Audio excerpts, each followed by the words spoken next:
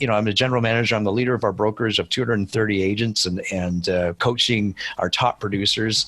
And one of the questions we started asking our agents is not what they want to make. I don't care what you want to make. I want to know how you want to double your impact. Welcome to the From Within podcast with Ben Osterveld. Hey guys, Ben Osterveld here from the From Within podcast. We have Gary McGowan here. He is a guy that is one of a kind. He is an incredible trainer. He's got an amazing mind, and he's a real estate agent. He's also a real estate investor, big time, and he's also one of the best real estate trainers I personally know. And everyone that follows me knows that actually holds a little bit of water, because there's a lot of boneheads out there, guys that are selfish driven, and this man is all about giving 100%. He's very selfless in so many ways. And welcome, Gary, to the show. How's it going, man? Ben, after that, I'm feeling pretty good. It's going good. It's a lot of expectations. Now we're all going to see if it's true. No, sure. Hey now. No, man, I mean it with all my heart. I don't surround myself with people unless I think they're quality human beings. That's the straight up truth. Anyone that's going to be fake or manipulative or selfish ambition, they don't last around me. So we've known each other for a while now, and you're seriously a solid human being. I appreciate the kind words, Ben. And obviously, like minds attract like minds. So you're saying that all about yourself too. So be humble, my friend. There you go. But pleasure to be here. I'm excited to explore the podcast here with you for the next little while. Totally, man. I think it's so great you're here. Let's go right back to where we met, Gary. Let's let people know our context of how we know each other, and then we'll move on from there. But what do you remember? How the heck did we know each other? That's a good question. Mutual friend obviously introduced us, our good friend Ian Zabo. Mr. Ian Zabo, yeah. Yeah. And I remember when, Ian and I met 10 plus years ago. We were buying properties and think we were everything and all that, and, pretty sophisticated real estate investors. And it's always a small world, right? So we both got our license. You and Ian got connected, and then Ian's like, "Yeah, I don't know what Ben's doing, but we got to follow him. He's doing amazing stuff. It doesn't make sense. It doesn't make sense what Ben does, but we got to do it." That is the best endorsement. Exactly right. I can see him saying that. Oh, no doubt, right? Ian's a pretty excitable guy, and sure enough, we started. I started following you and reached out to you a couple of times. This must have been 8 or 9 years ago, and then you did I think maybe one of your first Canada Cross tours at some of your training events. And that's one of the first times you and I got to meet face to face was in Toronto. That's right. Probably 7 or 8 years ago. Yeah, definitely. And you talk about blowing your clients out of the water. You blew us out of the water for those few days. And then I always make it, I'm very purposeful that when I see somebody and I'm in their training or, maybe it's an author, whomever, I reach out to them. I want to become friends with them. And so I consider you my friend now. Yeah, no, definitely. I also see that, Gary. Same thing. I consider you a friend. I feel like, yeah, I remember being in that little room with what 30, 40 people in that room. And we connected, and I think we just stayed connected over the years, and it's pretty cool. And I've been on your podcast and we've connected on a few different things. I follow you on your Facebook group. And what is your Facebook group? Let's throw that out there now. Yeah, so we got a couple of Facebook groups. I think the one you're referring to is the Realtors Growth Network. Mm-hmm. And that primarily, we don't do any selling or anything on that. It's all about, hey, let's get some like-minded individuals together and help each other grow what's working for you in your prospecting business, or what's working for you to get leads and helping clients, helping conversations, and more importantly, building relationships with each other. And that's what we do there. It's a lot of fun. Yeah, it's a good site. And then let's just hit this, your podcast. This thing is, let's let everyone know where you're at, because some people don't finish podcasts. They always get the first few minutes in anyway. So the Not So Black and White Real Estate Podcast. I thought that was funny, because how did you come up with that name, by the way? It is funny. Thank you. And the name is, so my partner, when we were talking about launching the podcast just over a year ago, my partner, Sir Colin Campbell, we've been friends for a long time, and we have a lot of the same background with investing and everything. So how did we come up with a name? Well, apart from it being pretty obvious, I'm white. And when you get to meet Colin, he's black. And we were trying to think of, what do we do? Like, is it like, the black and white? Is it what, we're trying to think of things. And we thought black and white real estate podcast. And my wife looked at me, she goes, you guys are not so black and white. And then we just rolled with that, right? That's awesome. I love it. I think it's the Not So Black and White Real Estate Podcast. Love it. Yeah, hits on many levels, right? And honestly, it's a really good podcast. It really is. It's practical. It's funny. It's easy to listen to. You do it live, so there's just raw, some goofy mistakes that makes it so authentic. It's not edited. So, yeah, I just want to make sure everyone jumps on that. Take a look at that podcast. I'm a big fan. I appreciate it. And there's a really good episode on it. A guy named Ben Osterveld was a guest. So yeah, he was on it. I wish I knew the episode number, but you'll have to go search it. Guess you'll have to watch all of them. Yeah. I think it's BEN is what you got to search. So the other thing, Gary, is you mentioned Cross Canada Tour, and I am doing a Cross Canada Tour. I've shifted gears, not just to be coaching real estate agents personally, but we're going to open it all up to business owners. And that is exactly what a real estate agent is. And it's something I'm on a mission, because I coach for so many years. These agents come into the game and they think they're workers, and they go get clients, and then they don't know how to keep the clients. They don't know how to put systems in. Then they burn out, and then they get divorced. Then they hate the game, and then they hate themselves. Then they get all excited again and do it all over again. And it just kills me, because it's so easy to run a business as a real estate agent. So I just want to make it clear that this is for real estate agents as well. And that's why Gary is going to be one of our experts. We've got 4 experts coming on. I'm only going to mention Gary. Go check out benosterveld.com/blowtheirminds. If you can't find it, go benosterveld.com and go to the Cross Canada Tour button. But Gary, you're going to be an expert. We're going to be on the panel. I am extremely happy to have you there. I think the way that you run your business and your life and how you think, and the similarities of how we value the client experience, is why you're sitting in one of those 4 seats. And I can't wait to have you there. So I first want to make sure everyone knows you will be there, and to absolutely come. I'm extremely excited, and I know I'm going to be in some pretty amazing company. You're telling me about the speakers beforehand, and the listeners can go check those speakers out, and presenters and panelists. So I'm very honored to be a part of this, Ben, and I'm looking forward to it. Real estate agents are useless business owners. So true, man. Right? So raw and true. Yeah. They, I'm sure we're going to get into it a little bit, and I don't care what brand or brokerage you're at.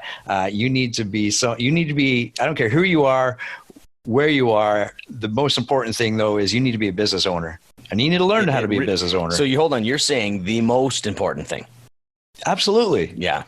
Right. It's Absolutely. pretty interesting, right? Because if we would have polled everybody in real estate and we said, what's the most important thing? What do you think they would say? Yeah. Learn how to get leads and sign paperwork and continue that, rinse, repeat type thing. Right. Totally. Yeah. And it's super frustrating what's out there. It's very frustrating when I really want to see change. I want to see impact. It's not about the revenue. It's about the impact. The revenue chases you if you do the impact. So but there's guys out there that know how to hack the emotions and the what people think they need. And they bring in the social media hacks. They bring in all these different things that really distract the agent from doing the very things that would cause them to be successful. It gets me so frustrated. That's partly why I do what I do, because there's so much bad advice going on, and it's not against anybody. It's good advice in the right context. But I love that you said the most important thing is that you'd be a business owner. Where are you seeing that talk? Where are you seeing that? I know you're talking about it, but is that something that's talked about anywhere? Quite frankly, Ben, I don't think so. We all focus on training that we think is going to put money in our bank account today. For sure. Right? But we never think about the longevity. Totally. That investment needs to last you a long time. So if you're going to spend time, go learn something that's going to be, creating income for you, not in 6 months from now, but in 6 years from now, 12 years from now, something down the road. Right. And I don't know where that's being taught or, spoken about at the level that I know that you're passionate about it. Yeah. There's obviously outliers and presenters and teachers and trainers and actual real estate agents that do that. And I can speak, there's one that in our organization that she'll tell you, Gary, I made a ton of money a few years. big numbers into the millions, but I was spending more than that. Yeah.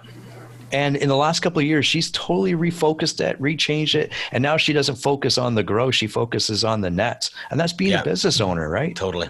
Right? Yeah, you got it. 100%. And it's funny because let's talk about this, Gary. I'd love to hear your thoughts on this topic on business planning, because I think business planning has its place. But the thing is, if you listen to that girl that you just talked about, I bet you at one point it was this: how much money do you want to make? Let's create a plan. The question's wrong. Yes. In my opinion. What do you want out of life?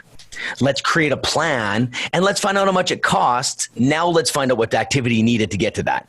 Yeah. You see what I mean? Like, that's where she had to figure that on her own. She's like, oh, geez, I guess burnout, no relationships, and spending too much money. I'm not making money. It's like, then you get forced to ask, what do you want? Like, what's your view on business planning, Gary? I love it, but it has to be qualified with the line of questioning that you're thinking of, right? Your business plan. So we can all put together a goal, and there's some, there's 1,000 quotes about goals and everything like that. And to me, it's kind of 3 steps. Okay. You want to set a goal. And quite frankly, the goal is, the purpose of a goal is not to obtain that goal. The purpose of the goal is actually to inform the plan, right? But how do you know? I love this. Let's talk about this. What does that sound so smart? So, so the goal, and I love it. It's like I just tingle on my cue. I like this. The goal of the goal is not to accomplish the goal. Love this. Yeah, love it so much. You don't understand. This is like because that is massive. So explain, what does that mean, Gary? So we can have a goal, and most, I say 90% of people default to a number. And usually that's an income number. I want to make 250. I want to make 500. I want to make $1 million in gross commission, or in whatever line of business you're in, right? Yeah. I want to sell 1,000 widgets this year because last year I only sold 100. Right? Yeah. It's all income related. Yeah. It's all income related, and that's fine. That's one thing. And I try and steer people away from that. We'll get there in a moment. And okay, let's say we want to sell 1,000 widgets. Awesome. Now we have a goal. Now that goal is going to inform our plan. Now let's create a plan around that. Yeah. What do I got to do every day? So I reach my monthly goal. So I reach my yearly goal, right? Like, what am I doing today to obtain my monthly goal? But the 1,000 widgets, where did that come from? There we go. Right? Where'd that come from? Where's that? So how many times have we sat down? I bet you we both know this. So if they're an agent, they say, so what do you want to do? Like, what's your thing? Well, I want to make $500,000. Yep. I want to hit 200,000. I want to and it's funny. Like, I have a guy in my business from within mentorship mastermind there. And he started like that. I sat down with him and he says, I want to make $500,000. Okay, great. How are you going to spend that? Like, so obviously you've created a plan of some sort that you need $500,000, right? Okay, great. Do you have any freaking clue what it takes to make $500,000? Like, any clue at all? Like, you just throw it $500,000. We're talking the 1% is at 400,000 on the planet. Yeah. You've probably had these conversations too. Oh, all the time. And there's a couple of ways that I had that conversation. And my favorite thing is, okay, he wants to make $500,000, 500. One of my favorite questions right away is, well, why not $1 million? Yeah, great. You double it. Go ahead. Right. So one, it either puts them uncomfortable, or two, they're not really sold on their 500. Yeah, they don't know why. You find out pretty quickly. So talking about the why, like, where's the 500 come from? And a line of questioning that I'll say I stumbled into maybe 3 or 4 months ago. So, I'm the general manager. I'm the leader of our brokers of 230 agents and coaching our top producers. And one of the questions we started asking our agents is not what they want to make. I don't care what you want to make. I want to know how you want to double your impact. So Beautiful. Double your impact. Are you, do you want to take 4 weeks off instead of 2 weeks off? Vacation, right? Yeah. You want to give double the amount of money you gave to charity last year. You want to go buy your parents a cottage. I don't care what it is. Now we're talking. Now that money gets tied into, something, right? You want to spend more time with your family? You want to spend 2 months with your family? Okay. Let's build a business to make that happen. 100%. Yeah. Right. And that's where the real conversations are happening. Love that. All the other stuff is, that's going to happen. You want that to happen? You want the double the time or double the income? You want that to happen? Then we got to build a plan for that. Yeah. I love that, man. So let's talk. You said you're the manager trainer at Keller Williams. Yeah. You've been doing that for a while? So make a long story short, I've taken on the role of a general manager of Keller Williams Realty Centres here just north of Toronto. Back in September, and at an official capacity. And the goal here is to keep coaching our top agents and increasing their capacity, increasing what they want to do, and attracting like-minded individuals. And it's something that obviously you don't just get given a job or a position like that. You got to earn the right to have that responsibility. And that's what basically, I think my real estate career, when I look back on it now, for this moment, that's what I was getting prepared to do. Right. When I first met you, right, like 7 or 8 years ago, man. It's all part of the journey, So do you like mentoring more than you like doing the actual selling? Oh, 100%. I love it. Yeah, absolutely. Yeah. What gets you off about that? Seeing people achieve goals that they never thought were achievable. Impossible in a way. Exactly. More importantly, those mini breakthroughs that filter down into this is why I'm doing this, right? So my story around real estate is, it was a cool way to make money and get out of my 9-to-5 job. And at the time, that sounded pretty cool. Yeah. And then, my life journey, and just like as anyone else, we started adding to our family, and I had 2 girls, and then I had my son. And when my son was born, to our surprise, he was born with Down syndrome. We had no clue. And now I know that the money I make in real estate, or the wealth that I can generate, is going to be passed on to him. And he needs that support. So you talk about, why do I do things? That's one of the main reasons why I do things. And we can get into a whole story of how that came about. But it's funny how I've had to learn, the reason why I do things, the why I do things has evolved.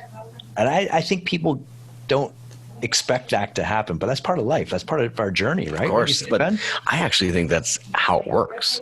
Well, there you go. That's exactly why, evolution you're talking about, our whys evolve. If someone, there's no way there's one why.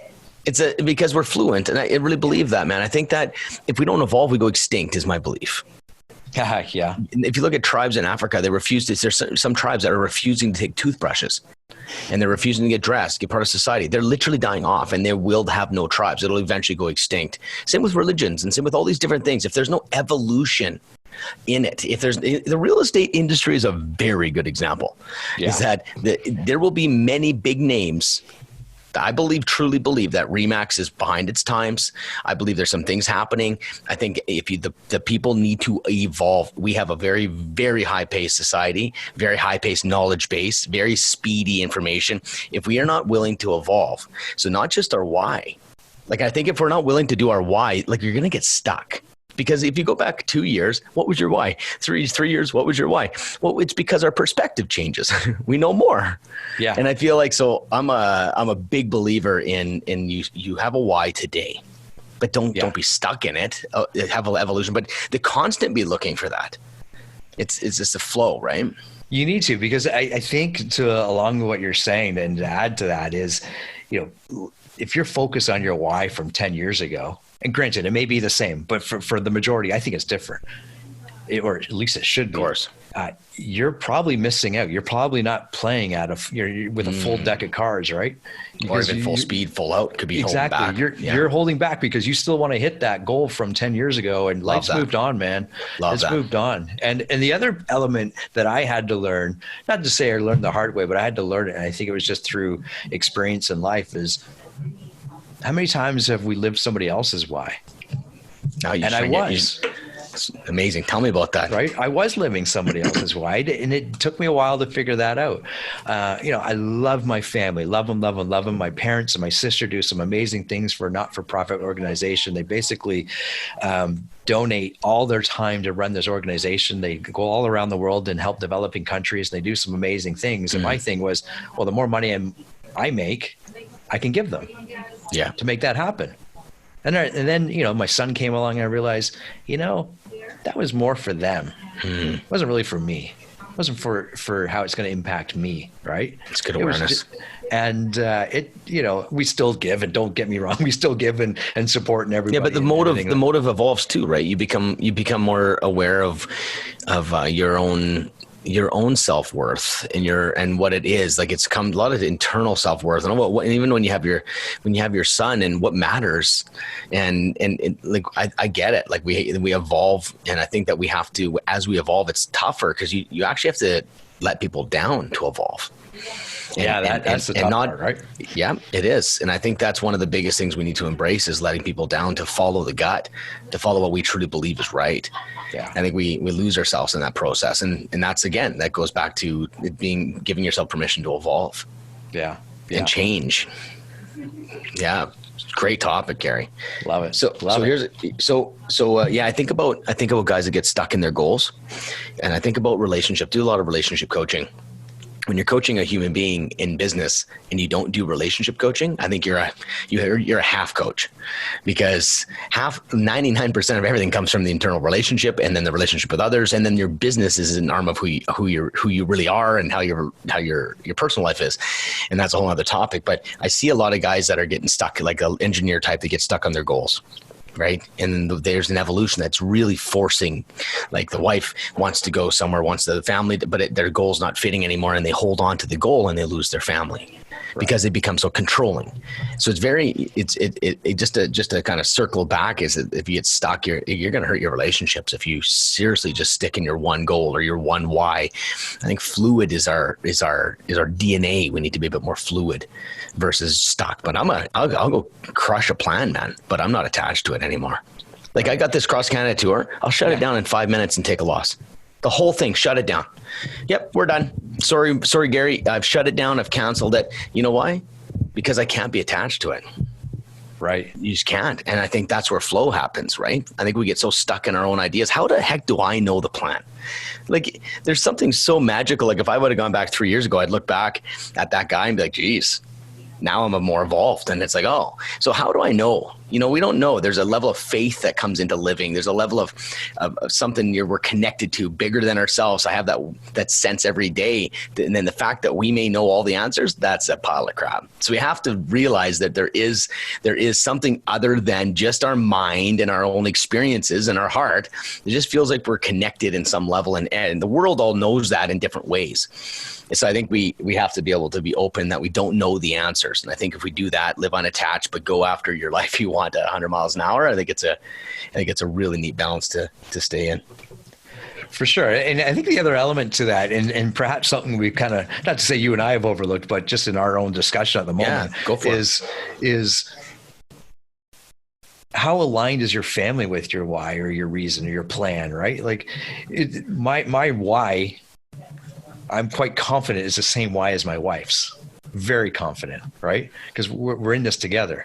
But how many times do we talk to some of our coaching clients, the people we're mentoring, or in conversation that perhaps the agents are having, is how does that fit with your family?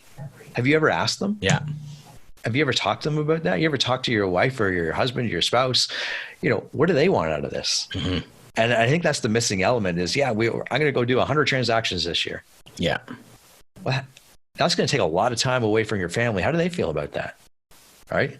Mm-hmm. And I think for sure, I think it's communication that, right? Like they absolutely, I think that man, I'm inside so many people's lives, and it's like how many people have a great relationship, but they don't ever ask real hard questions to each other. They don't ever, because they don't want to get the answer. Like I know people that are like, they never ever even just, they don't ask those questions. They just live and like, oh no, we're doing good. I'm like, do you know where she's at? Like if you graded the relationship out of 1 to 10, where would she be? Yeah. Oh, she'd be a 10. Why don't you ask her tonight? I think we need to dig into those relationships aggressively. Like where are we at? And as men, we don't talk. Like that's crazy. Yeah. That's crazy. Then you get depression, anxiety, and you get workaholicness, all of this stuff, because you know why? You're hunting for connection. And the connection is sitting at home through real, honest conversations. That's actually sitting in your head and your heart first. You got to get honest with yourself before you can have those conversations. But here's a weird thing though, Gary. I'll flip it on its head. I don't think my wife and I have the same why. Yeah. Okay, cool. Okay. So let me ask you a question. I know you're going to take this somewhere. Go. But before you take it, I'm going to ask you a question. Are you both aware of what each other wants? or needs? Probably our communication is better than it's ever been. Yes. Yeah. Awesome. So that's great clarity. Yeah. And that's exactly right. So it's not about the same page. It's not about the same why, in my opinion. It's exactly what you just said. Is that there's like this. I know my wife would say this. I know Ben and I know what he wants and I know what he's going to go for. And I accept Ben for where he's at. And I love him a lot. And I say my wife's where she's at and I know what she's want. But then my heart is I'm going to challenge her to go get it. Yeah. I'm going to go get her why. So I think I grew up in a way in the background, Gary, where my mom and dad were hyper Christian, and they would say, we don't do nothing until we're on the same page. And I saw a lot of problems with that. I think it was probably done out of like, what happened was one person was more influential than the other. And guess what? They got on the same page. So I get, in one way, it's okay. Like, I think what we need to say is that we need to be on the same page and the same understanding of where each other are at, but really let each other fly whatever way they want to go. It might be completely opposites. Like my wife and I have really different belief systems too. It's really interesting. We got and we're actually going to be interviewed this week on something called the Power Couple podcast and stuff. We're going to be sharing a bit about this because what you said is like, I think we need to be aligned is different than being on the same page and then maybe even having the same why, but aligned or she's my dance partner. Yeah. In life. You know what I mean? Like, it's like, just let me be me. I'll let you be you, but let's push each other to be the most authentic versions of ourselves. I don't know if this even happens. I was telling a brokerage that I was talking to, I've talked to 3 or 4 big brokerages leaders, and I find they don't listen or they like it, or maybe the machine's too big to change. But I'm like, why would you like one guy had open office space and like, well, let's rent it out. Why don't you rent it out to a relationship coach? Give them free rent and everyone in your brokerage gets 1 free session for free. Like, why don't you do these things? Why don't you have a bookkeeper that comes with your brokerage? Like, why don't you, like, there's some things that I was saying, but relationship is like, why not a psychologist? Give them an office. Like, imagine actually getting to the head of the agents, then the strategies are easy. But instead, a lot of times they just crush the strategy training, crush the strategy techniques and business planning and all this. And I'm like, it doesn't work if your head's not on straight. Right. Well, it's actually really cool. One of our kind of rock star rookies, if you will, just spoke to me yesterday. Yeah. She's been in the business for a couple of years, but it's just in the last year, she started not buying it, but just investing the time into herself to understand this is a business that I need to take control of. Right. Nice. And so she's in here every morning doing her prospecting, and we're seeing the deals come out of it now. And she's feeling great about it. She goes, Gary, I want to run a course or a session or a series on the mindset behind prospecting. Like, that's it. Now you're talking. It's not the operating system. It's the operating system. It's you, right? Yeah. Yeah. How do we take care of us? Imagine. Yeah. Man, right? It's so cool to see you in a role that you can influence. I'm so excited to see what you do with this role because I think this is where you're going to go, man. I think that you have the chance of having one of the best brokerages, not because, we're the best training and we got the best community. No. We grow human beings. Just imagine. That would be a great Keller Williams. We grow human beings. Like, love it. I'm gonna try that this week. I'll let you know how it goes. I know the broker I mentor is owner of a Remax, and I said, "Can you change your name to Remax Lifestyle?" When they come into this brokerage, it's all about building a lifestyle paid for by real estate. Is there any way to get rid of the sheen of celebrating income? Gross, by the way. If you're a business owner and you celebrate gross revenue, you're kind of a schmuck. Like, I made $1 million. Cool. What's your net? 50. Like, so we don't, business owners look at the net revenue. And so I feel like just like, Remax Lifestyle, I think Remax could evolve into that. Be Remax Lifestyle. Imagine the entire brand becomes the lifestyle brand. You will get every single millennial hands down across the board. But guess what? It's a big ship. It's a big ship going one direction. And I feel like when the pain is enough, people change. And that's organizationally as well. We need to be proactively looking at what is going to happen down the way. And if you have your guys working on their heads more than anything else, you know how easy it is to succeed? I've seen people double their income from working on their heads. It's real, man. I'm so excited you're actually at the steering wheel of this. So excited. Anyone in this area, man, should be considering working with Gary. And I don't endorse anybody, man. Kind words, Ben. Keep it coming. No, I'm kidding. It's important. So at Keller Williams offices and maybe at some of the other offices as well, but at Keller Williams, you run something called the Agent Leadership Council. So it's 6 to 10 agents, top producers. They have to be top producers. In our case, we have 6, very specifically selected to run different parts or to have influence on different parts of our organization. And once a month we meet and we talk about some of the business metrics and things like that, things that you kind of take care of. But more importantly, since I've kind of taken over my role, is we spend a half an hour on leadership. Yeah. And I'm telling you, those meetings have completely changed. So we'll watch a video on John Maxwell, some of the top leaders in the industry. We watched one last week on Simon Sinek, and he shared a quick story on how he spoke at Microsoft and Apple within the same year. And all the executives at Microsoft were talking about, well, how do we beat Apple? And then all the executives at Apple were talking about, well, how do we help teachers teach better? Yeah. They couldn't care less what the other industry was doing. Or sorry, the other players in the industry were doing. Unbelievable. Wow. How about that for Mr. Real Estate Agents out there? That's a good lesson. What's he doing? Let's get him. Like, he's not following the rules. Let's do a complaint. Like, it's crazy industry that way. If he would just focus on making impact. Exactly. Blowing the client's freaking mind so they tell 50 people. What does it take to have someone run around as your advocate and just loud piece? You got to do something pretty freaking awesome. Just focus on that. Yeah. You're getting me going on a few of these there, Gary, because this industry is goofy that way. It is goofy that way.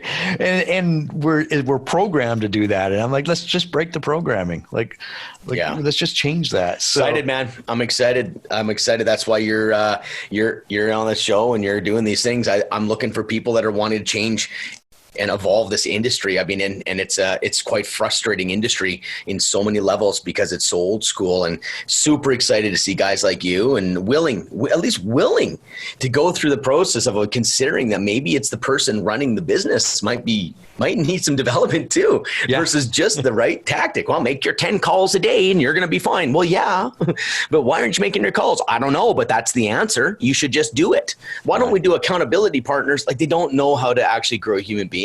And that's what you're investing in. I'm super excited. So I got a question for you. Yes, you got a magic wand. Okay. Yeah, I do. Do you see it now? I do. Yes. You're visualizing a magic wand. Wave your wand. What do you change about the real estate industry?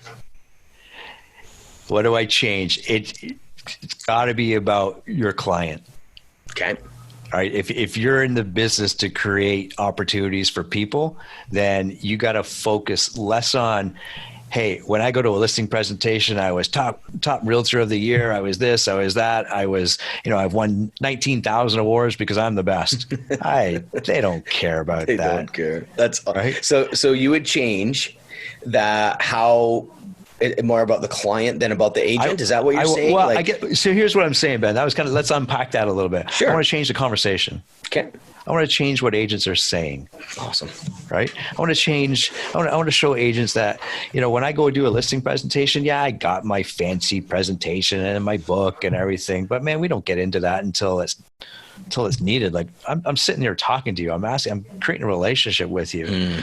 I'm asking questions. And, when you sell this house, where are you going to go? Yeah. All those questions that we're scripted to do, but pick up on all those other little things, right? Pick up on all the little things like, my daughter just graduated university, and then you move on to the next. Really, tell me a little bit about what your daughter's doing, what she want to do, and spend some time learning about your client, who essentially should be your friend at the end of the day, right? Build that relationship.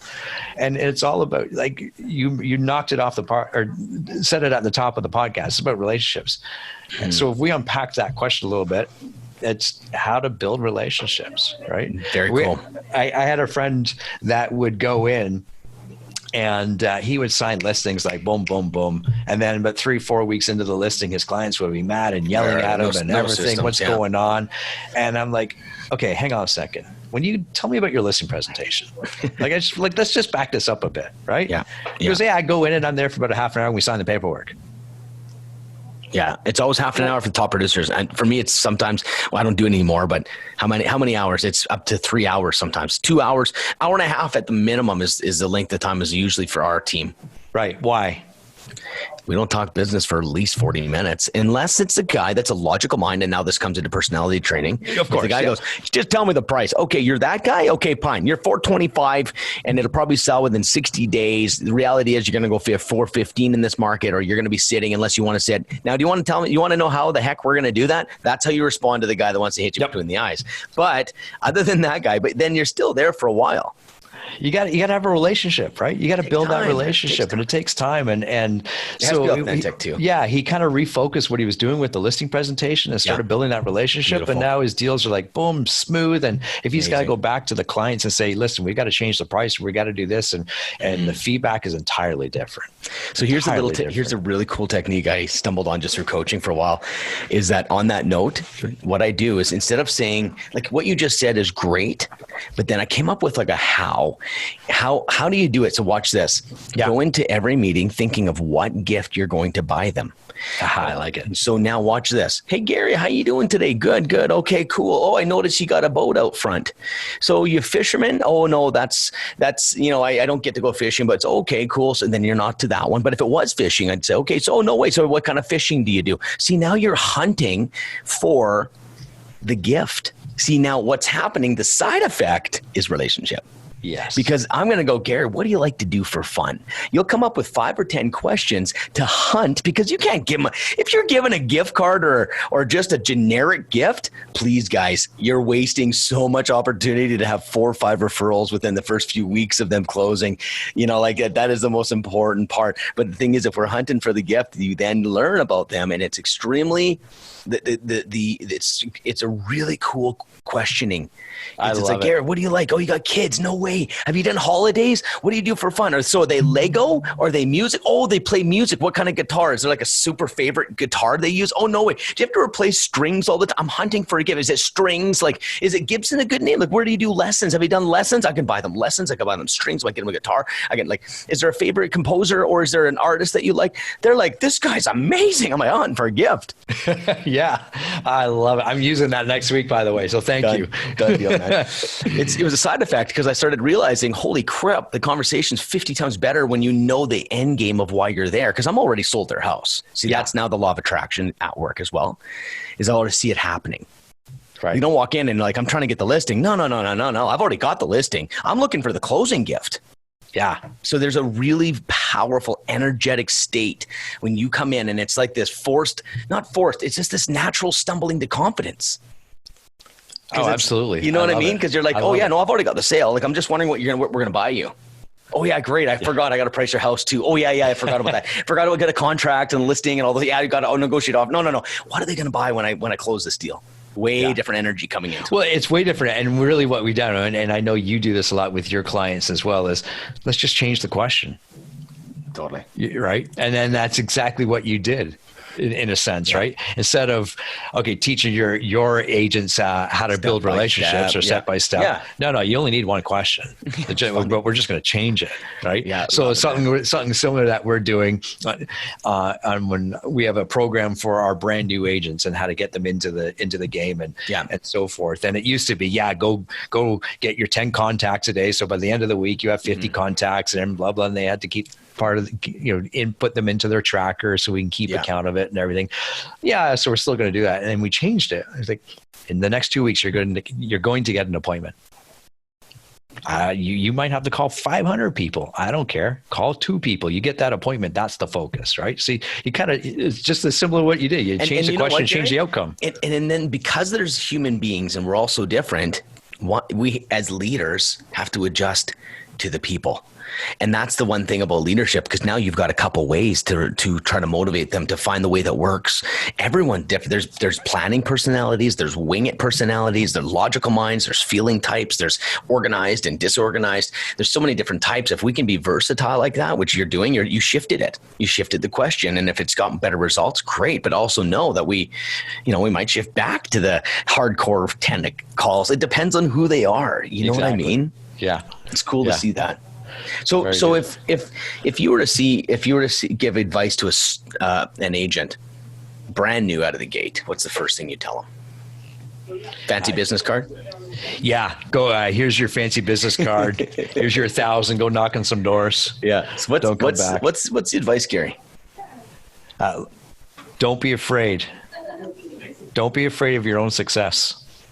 And people, we find it all the time. We work a lot with brand new agents in our organization, and they are afraid of success, and don't be afraid of it. And the other thing I'd say, the biggest advice I give to people when we start getting, well, what do I say to somebody? It doesn't matter. Just say stuff. Doesn't matter what you say, because you're going to screw up, and don't worry about it. But the biggest thing is, whatever you've done in your previous role, whatever job you've done before, or whatever schooling you have, that's experience. Lean on that. Like you might have managed 100 people in your past life or whatever. Use that experience, leverage on that, right? I always tell people, stop focusing on the things that you're bad at, because you'll always be bad at those things. Mm-hmm. Focus on the things that you're good at, because it'll be like that hockey stick effect, right? If you're an awesome presenter at whatever, if you know how to make the best apple pie, focus on that. Like, I'm just trying to think of examples, right? Just keep focusing on that. Learn more about that. Use anything. But now we're talking about building a business that you love. See, this is the thing. We focus on the business we're told to build. But what you're doing with the pie example is like, now you're building freaking pies. I love making pies. Yeah, that's now your thing. You're going to use pies, and you're baking as your strength. Imagine consulting and coaching these agents to build a business that they love. There's this one guy, Gary, he goes, I just want to make enough money to live and have fun. I don't really like working. I said, well, you're in the best business. It was a weird, because everyone wants to make so much money. He's like, no. Yeah. I just don't want the minimum amount of deals so I can build a life. I'm like, you're my kind of guy. Yeah. So anyways, but then he calls, he goes, I'm kind of bored of the business. I said, well, let's make this fun. What do you like to do? I just want to have fun play. I said, okay, why don't we come up with a way that you can inject this into your business? So I said, like, do you like, he's kind of a, I don't know. He's not a cool dude, but he's not a geek, but he's somewhere in between. He's an amazing guy, but he's not like, you know what I mean by that. It's not the Fonz, but he's more of a quirky human being. And I said, well, let me ask you something. Could you find 10 of your clients or prospects and take them out on a Nerf battle? I said, if you think about it, are we frozen here? No, I'm sorry. I'm good. Sorry. I'm laser focused on you. You're like so focused. I'm like, give it to me. I've just done it too many times. You're like talking. You're like, hello. Anyways, I told him, I said, why don't you come up with some micro events? Because we think about events as a massive appreciation. But what if you got 2 or 3 of your clients that would for sure come hang out with you at a go-kart track or at a cooking class? And so what if once every 2 months or once a month, you're hosting the funnest event? Now, all you're doing is creating fun things to do, and you're bringing your prospects and your past clients to brag about you as you're sitting there, and with 10 people you can get close. And then you worry about letting them refer you. And he's like, whoa. So he's in my business from within mentorship. And he's literally going to build a business around doing fun things that he likes to do. I love it. And people get so focused on it. It's got to be business. That's a mistake. I'm telling you, man. And you know probably better than most that's relationships are not created there. Relationships are created at, going go-karting or Nerf or whatever it is, right? It has to have an emotional reaction. Yeah. Okay. So if I'm at a hockey game, I'm like, yeah, great. Like we're emotional reaction. Or if you saw me in a really hard time and we cried together, what are areas that you actually get close? Or is it like, yep, sign the contract, got your house. There's no emotional connection to the function. That's why the emotional connection has to be a gift, a thoughtful moment. You help them move. You do something that's a little bit more selfless, but you find a way to emotionally connect, and that's game over, right? That's what you're talking. So that's relationship. But relationships are in the emotional connection, not in the expertise. Expertise, you'll have to continue be an expert forever. The pressure of that is just ridiculous. Like if my dad hired me and I forgot to do an open house and then I forgot to give him showing feedback, he wouldn't fire me. Think about the security that you have with emotional connection. Right. You don't have to be perfect. Yeah. The stress goes away. But instead, we try to perform real well. Let's perform. And then people do that in relationships too, right? Like, I got to perform. My husband's never seen me without makeup. I don't know what I'm going to do. Like, he doesn't even know that he doesn't know my butt's not real. He doesn't even know my eyelashes aren't real. If I take these off, we don't show people who we really are. Yeah. I've got another guy in Saskatchewan I'm working with, and he's a major car guy. So he went out and bought the craziest car. He's getting it redone so he can bring it into his company to actually be part of his company. He's doing more of sponsoring things that are around cars. Like, why don't we do things we love to do that trigger our emotional reaction, which will create the connection, Yeah. Yeah. No, I love it. It's how business grows, right? It grows with passion, right? You need it. So it's all around the task at hand has to provide you with passion, right? Yeah, because you won't make it to the end because it's hard. And yeah, there's some things that obviously need to be done from a business perspective, but I always say to people, well, then if you hate doing that, don't do it. Yeah. Literally, you hate paperwork? Me too. Yeah. That's why I never did paperwork. We would go hire for that. People think I'm smart. If I don't have an assistant, I'm a nightmare. People are like, oh, wow, how'd you hire an assistant? Because I suck so bad that I knew I could not do it. Like, legitimately, I'm lucky enough to be sucked so bad that I had to hire. And then it was like, oh, this is way better. And I made lots of money. Question for you, though. Yeah. What would you tell a real estate to say no to? What would you tell a real estate agent to say no to? Say no to breaking your... So I'm not a rigid time blocker, but I do have time with my family. Yeah. Right. And the moment that time gets interfered with my family, you got to say no. And I've had to learn the hard way. Right. I think we all do in a sense. Definitely. Right. I remember once close friends of ours wanted to put an offer on a property, and it was offer presentation night, and it had to be tonight and the whole deal. And of course I had tickets that I'd bought for Michelle, my wife, and I had to go see John Mayer downtown. And I made the stupid decision of giving that night up. Had to go do the offer. Ben, that I never got. Oh, that's teach a lesson right there. Like, that's... Well, and you feel that to this day. That's good remember. Seriously. It was like memory. 4 or 5 years ago, right? And I'm like, that was the stupidest thing I've ever done. Yeah. Stupidest thing I've ever done. Dude, we got all stories. There's a really cool book I found at a garage sale. One of these things that popped off the table. You've ever had those moments where I'm like, what's this? And it was a cassette. For the people that are old, they'll know what that means. But there's awesome. A cassette tape, and it was written by a monk. And it said, the title just drew me. It says, first the ecstasy, then the laundry. And it was just such a great title. Like you have these amazing times in life, these for him, it was like a spiritual thing. But then it was like, I still got to go friggin' wipe my ass. I still got to go clean my clothes. And so there's this really cool balance of not living in just that hyper. But the message was that I got out of that was this, and this ties to what you just said, is that when you grow and you look back at your past, so something like your 4 years experience, what he said was you have to mourn it. And I don't think we're taught in our society that we need to go through the process of mourning who we used to be. Yeah. And because we just go, well, I don't like that guy, or I hate that I did that. I used to say the old Ben, the new Ben. I don't anymore, because I went back and I mourned the things that I really felt bad for. Wow. And I've done a lot of bad shit. So it was one of these things. And I wanted to share that with you because I feel like that potentially could have a little energy there on that 4 year. And those little energy bombs, I feel they sit with us for years. And I feel like we carry them with us. I think it's a great memory for priorities, but I think there's a place of just letting that mourning happen, letting it die, letting That's that amazing. 4 year memory die. Yeah. Just a little side thing. Love it. Love it. So here's a question for you, another one. If someone was to, what would be the people would mostly criticize you for? I love that question. Isn't that a good one? I love asking that question. Yeah. Or a very... Oh, you know this one? I thought I made it up. Oh, you know this one? Old hat. Jeez, I'm behind the times. Okay. Well, now I'm looking for a good answer. Yeah. Oh, geez. What would people most criticize me for?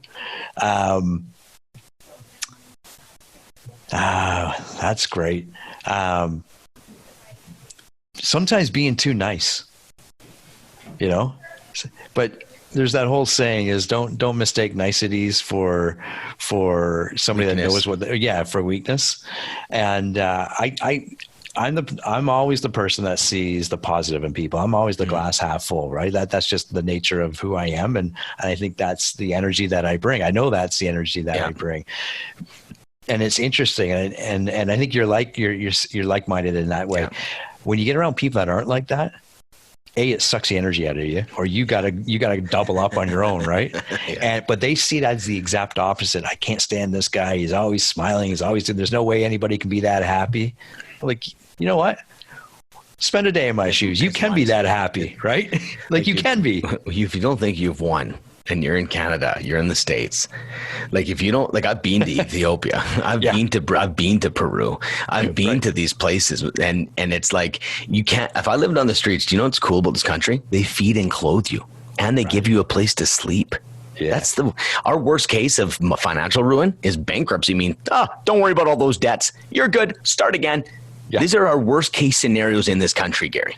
Yeah, not where my next dinner is coming from. Yeah, like I'm going to get my head cut off. Yeah. Or we can probably go some serious 18A kind of bad shit. Right. Like really bad shit that happens. Like that's why it's like we definitely need to remain context. Like, yeah. So but you being too nice, it's really interesting because I think I'd take that guy over the other guy a lot of times, most of the time. But the thing is, there is definitely a side effect about that, right? Because then there's a boundaries issue. Then there's an area of like actual respect for leadership. It's funny. And when there's these things that and I understand that, man. Like I've been working on being a leader and a boss and an influencer and all the time. So my default definitely is just to be nice and give people what they want. And I still want to do that. But the power of a nice guy that deadly shoots straight is superpower. Yeah. Because it's not seen coming, and you just got to be, and that's the only way we can be leaders. Like I have to be real with my people that work with me. I got to make them upset sometimes, but I'm going to say, this is what's going on. And if they can know my heart, if they don't, that's okay too. Like I just have to. So and inside I die. It's like inside I die. I'm like, I just don't want to make them mad. I stress over it. I'm like, but you know what I learned is honesty wins, and it gives mass respect, And if someone leaves me, great. Yeah, it's way better. If someone wants better, totally, it totally is. And that's something that I've had to learn over the last few years is we all have standards, right? And the moment that you let that standard slip, or maybe it's somebody that's not doing what they're supposed to be doing every day or whatever, now all of a sudden your entire standard is just dropped. But if you hold that standard high, they will remove themselves because they can't live up to that standard, which is fine. We weren't the fit for you. You weren't the fit for us. That's okay. Yeah. I remember once, and I think, not to say this is a learned skill, but I think it's just our personalities, or my personality is, I remember once somebody said to me, you just got mad at me, but I feel great about it. Yeah. Right. Like, you did it because you wanted them. The win was for them, not to make yourself feel like you needed to clear your heart. You didn't want to, and it was just, if you were straight with someone and it's for them, but like, and you're being empathetic during it, I think that's when they feel respected, right? Oh, absolutely. Yeah. The empathy, that's a whole, that's Brené Brown's big world right now. Mm-hmm. is we don't show enough empathy in the business environment. Right. And that's something that I don't default to as well. I'm like, that sucks for you. Sorry. But no, to actually slow down and have some empathy towards with somebody and yes, and say, that does suck. I don't know what else to say to you, but that does suck. That's the emotional connection we're missing right there. Just that's the opportunity for the emotional connection. Yeah. In fact, I experienced that a little bit this morning when one of our agents hosted an investors workshop last night, and one of his speakers didn't show up. Ouch. Like, we've all been there before, right? And I'm like, dude, that just sucks. I'm sorry. Like, what do you do, right? You move on, and you tell them to pull up, put on the big boy pants and move on. But, sometimes life just sucks. Yeah. And I think in a weird way, the message is life is perfect. There's an opportunity in that moment. If we don't get so sucked into being negative, there's a big opportunity. Maybe that guy had something to say. Maybe he had a speaker because he was hiding behind the speaker when he was was good enough. Like there's all kinds of beautiful things. The universe is just telling us what to do, but we're like, oh, that totally sucks. I'm like, no. You're missing the moment. This moment when things don't go our way, we need to look at it and going, okay, this is a moment. How am I going to, this is it. Like, cause it's stuff we don't see, man. We all got blind spots, but that's why when we think the life sucks, maybe it's just this beautiful opportunity to see this blind spot and evolve and level up, you know? Absolutely. Yeah. Love it. So what would be here's another shift gears here. What's the most expensive thing you've purchased other than a house? Other than a house? I knew that was going there. You've got lots of houses, I think. So yeah. Probably a car. Okay, other than a car. Those are the two big ones, right? I know those are the two big ones. I like things, but I don't tend to buy a lot of things. I tend to look at them and like, yep, my money's spent better elsewhere. Yeah. Probably sports equipment. I love skis. I love all that kind of stuff. There we go. There we go. Sometimes some tech gear, but usually, I think skiing. Oh yeah. You like skiing? Love it. Have you been to Rockies? Have you been over in Alberta here for ski, Lake Louise, Sunshine? Yep. I just took my whole real estate team to Louise this year for a team fun outing. Yeah. Amazing, so living in Ontario, we have the most ridiculous skiing ever. Like it is. Was it Blue? Is it Blue Mountain or something? It is pathetic. Oh, like really bad. Oh, I see. Ridiculous in a real negative way. It is what I grew up on. It's what I hills, love. Right? I'm telling you, you'd come here and you'd be like, why are you even wasting? I know. It's like $50, $60 to go for the day. Right. And, so when I lived in Vancouver, you get spoiled, right? Just as you guys do there. Yeah, Whistler's right there, man. Same as Whistler. Yeah. Whistler, Lake Louise. Yep. I think I'm thinking about running one of my mastermind retreats in these areas. Like I feel like it's so close to home. I usually we're going to Vegas, we go to LA, we're going like some fun adventures. But I'm thinking, man. Okay, do it at a mountain resort. I'm flying out. I'm coming for sure. Yeah, 100%. So here's the cool thing: for like 15 years, Michelle and I, we didn't snowboard, we didn't ski, we didn't because there was no passion there. And then of course we have kids, and we get my kids into it, and it was like Ben, it's like I fell in love with it over again. So we've gone out to Quebec, and there's some decent skiing in Quebec. And side story. So this is the first time we're back. Yeah, first time we're back in Quebec, Mount Tremblant. So we're on an actual mountain for the first time in about 15 years. I ski down. I'm skiing for about 5 minutes, and usually here you ski for about literally 40 seconds. Yeah, and then you're at the bottom. So you're looking for the kids, right? And I start laughing. To myself. A, my legs are burning, right?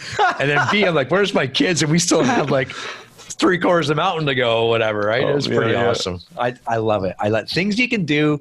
For me, like I love sports. So the sports that I can do with my family, or activities I can do with my family, mountain biking is one. It just gets me going, right? Those are the family moments I guard. That's cool, man. So what's in the works? What's planned? You got something? What's next for the family moments? For the family moments. So my wife dropped a pretty cool bomb the other day over the holidays. She's like, I think in 2 years we all need to go to New Zealand. Just out of the blue. I'm like, yeah. And you're like, done. She's not like that, right? Yeah. Done. Okay, we are making this happen. We are definitely making this happen. So that's the next big thing.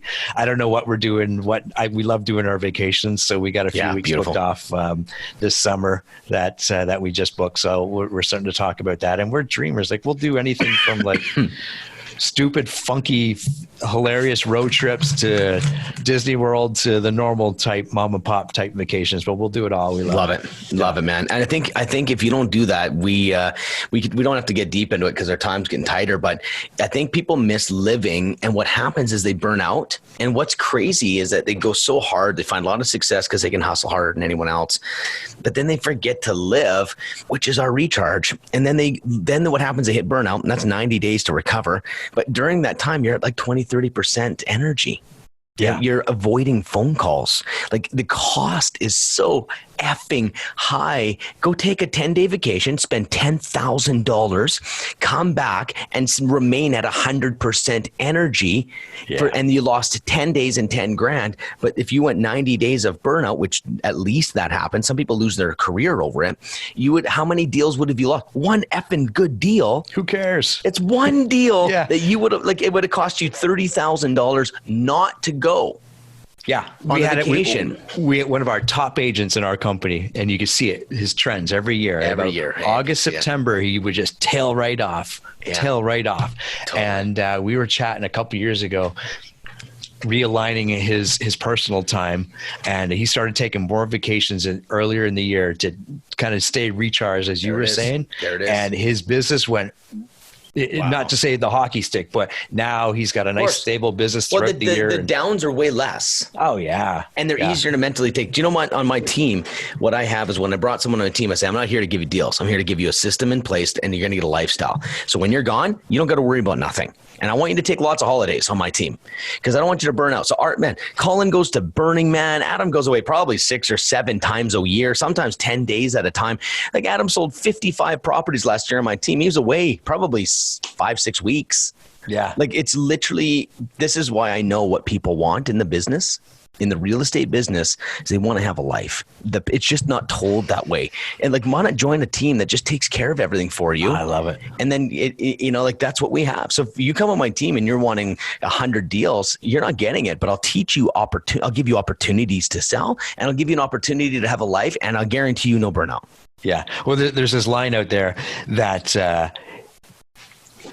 however you classify this, good agents don't want leads. Yeah, it's funny. Right? Eh? They want free time. They want to have their time. They want to have time.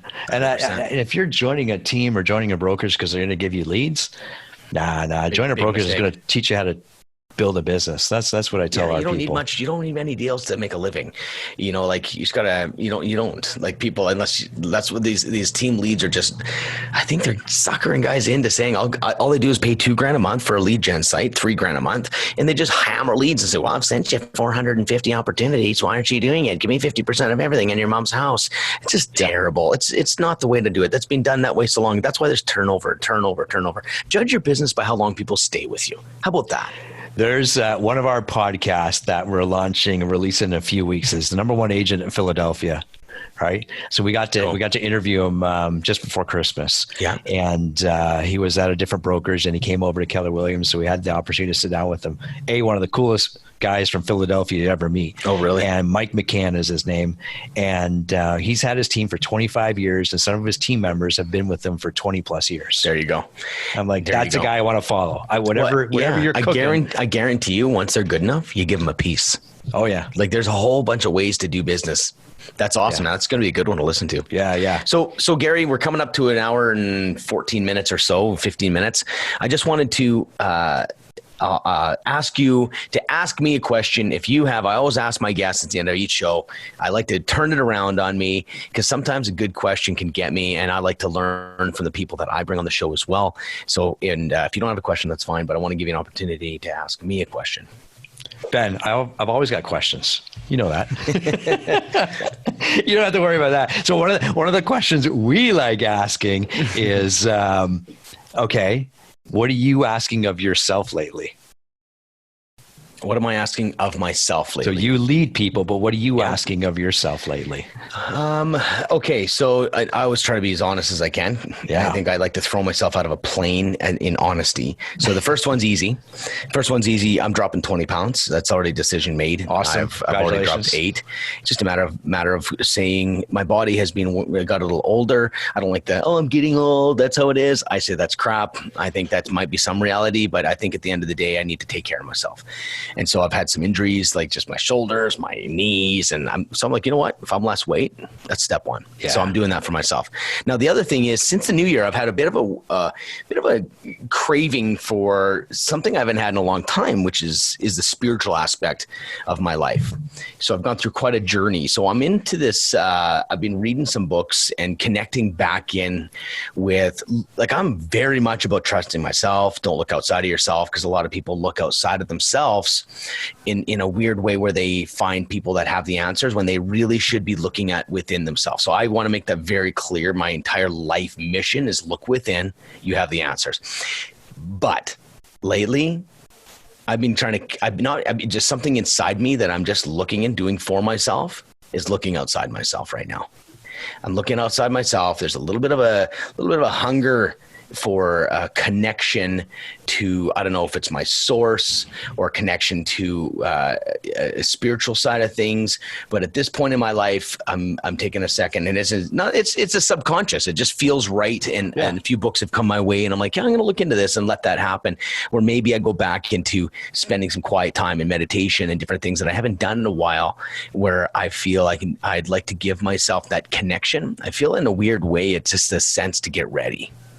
Cool. Get ready. I love that. Yeah. No, good for you. I think people miss the fact that humans are wired to connect with each other and with something, right? And sometimes, and you used this on me earlier, sometimes we don't allow ourselves that opportunity. So good for you for exploring that. Congratulations. Yeah, thanks. I think we do, if we can listen very carefully to our gut and our feelings and our emotions, I really believe in a second intelligence in our body in some level. Sure. Like I really believe that our brain is a machine that's supposed to guide us, protect us, all the functions of a brain, like an engine, but there's something connected to something else in your body. And we use our limited mindset and our limited beliefs and our limited everything to describe something that we don't really know much about. But I feel like there's definitely something, if you listen, I think your day-to-day can be guided. I think your month by month can be guided a little bit. I really believe that. I've seen too many things. And when I trust my gut, I'm getting to be a little more wildly trust my gut. Nice. I think that's the connection point to ourselves. And I think we miss that so much. Awesome. Love it. Well, that's going to help all the people around you for sure. For sure. Well, Gary, yeah, it's you hang out with me. That's what happens. I don't mean to, but I think there's not much else in the world that you can talk about fluffy stuff for a while. But at the end of the day, what makes us tick is cool. So anyways, I just want to say thanks, Gary, for being on the show. I'm more than excited to have you at our event, Blow Your Client's Mind, Keep Them Forever. That's Vancouver. That's in Edmonton. That's in Toronto. We haven't got our Montreal dates yet, but we have different experts in every city. And Gary is one of our experts. We're going to have a panel where we're going to have some live coaching happen. I don't want to just sit there and tell people who they are and let them just talk. There's going to be a bit of that, but we want to open the floor up. So there's going to be a chance to get right to Gary. You got a question right on the floor. We'll be able to do that. And obviously, if you're too scared to talk to someone, you can talk to them after or whatever. So anyways, Gary, thank you so much. I don't know when this episode will be out, but it'll be out shortly. Thank you very much for being on the show, Gary. My pleasure. Thanks, Ben. Cheers, man.